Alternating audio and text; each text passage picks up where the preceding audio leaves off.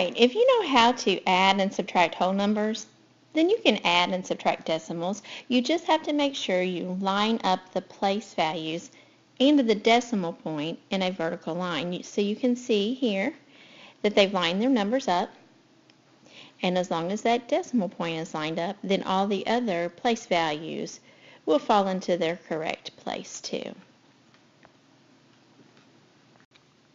So let's practice a few.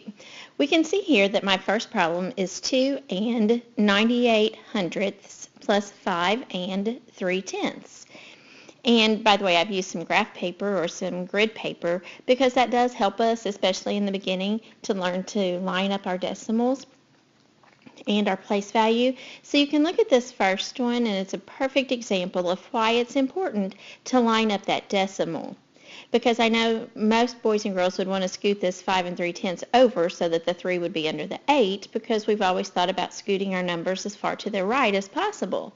However, that was dealing with place value, and now that we're moving to the right of that decimal point, we have to make sure we're lining them up according to their place value.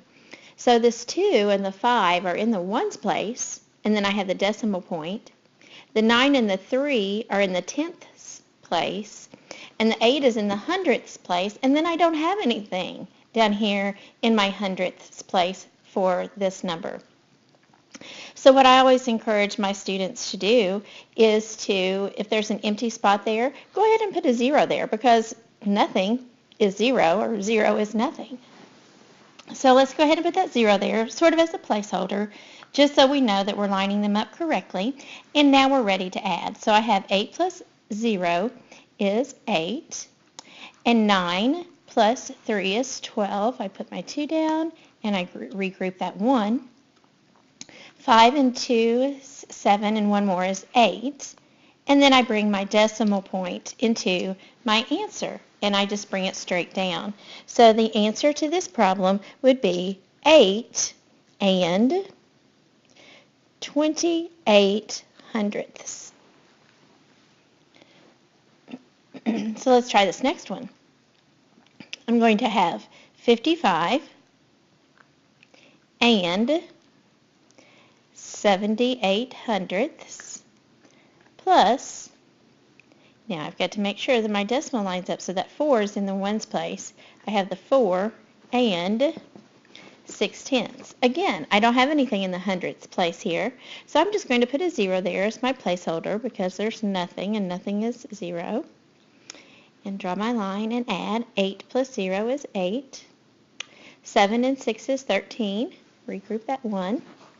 5 and 4 and 1 is 10. And 5 and 1 is 6. Make sure my decimal point is in the correct spot. And so my answer would be 60 and 38 hundredths.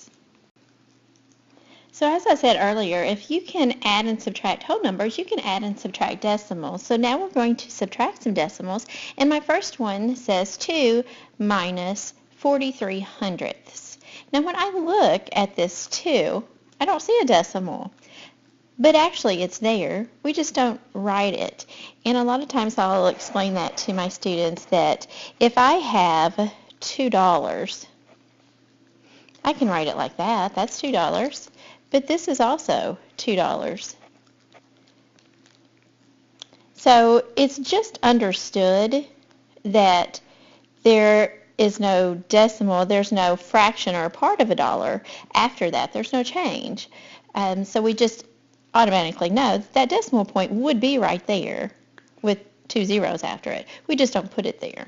So the same thing holds true with numbers other than money. So we're going to, in writing this number 2, we're going to put our 2.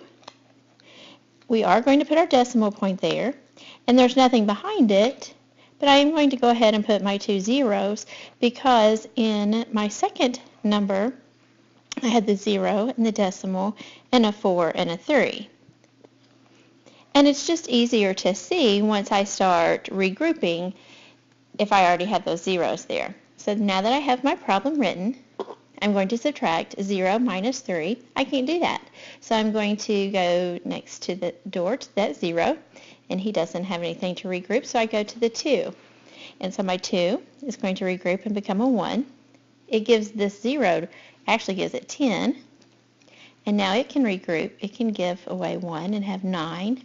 And then this 0 would regroup to a 10. So now I have 10 minus 3, which is 7.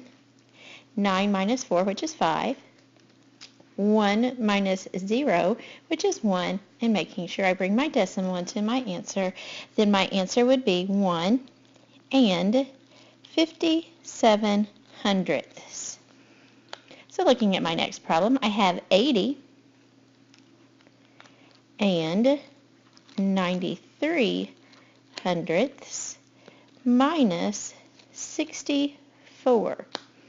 Now, there's nothing behind that, but just so that I make sure I keep everything lined up, I am going to put my decimal and a 0 and a 0. That's still 64. It doesn't change the value of that number at all by putting those zeros there.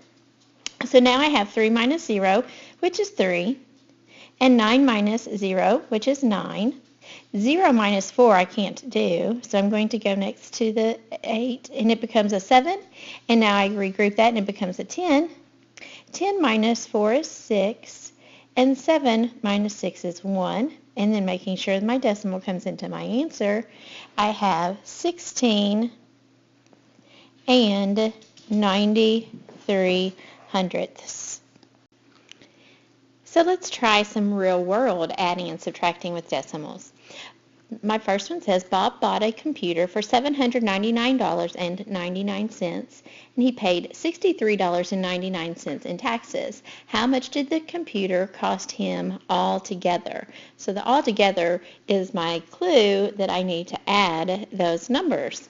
So let's see. 799 and 99 hundredths plus $63.99. 9 plus 9 is 18. Carry the 1. 9 and 9 is 18, plus that 1 up top is 19.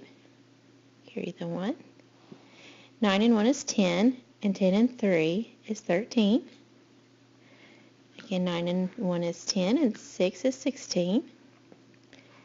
And 7 and 1 is 8. Bring down my decimal and my dollar sign. So it cost him $863.98 altogether. My next problem says you purchase a robot. You hand the cashier a $10 bill.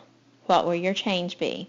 Well, if I go over into my toy shop, I see that my robot right here says that it is $7.68. So when I go to the cash register, they're going to ask me to pay $7.68, and I'm going to hand the cashier a $10 bill, and then she's going to subtract that to see how much change I get back. So I would have my $10 bill, and I'm going to subtract. I'm going to spend $7.68. So let's see how much change I get back. 0 minus 8. I can't do that. So I go next door, there's nothing, go next door, there's nothing, go next door. The 1 is going to become a 0. My 0 is a 10 now and regroups to be a 9. Then this 0 becomes a 10 and regroups to become a 9. And then this 0 becomes a 10. 10 minus 8 is 2. 9 minus 6 is 3. 9 minus 7 is 2. And it's money and my decimal. So I should get back $2.32.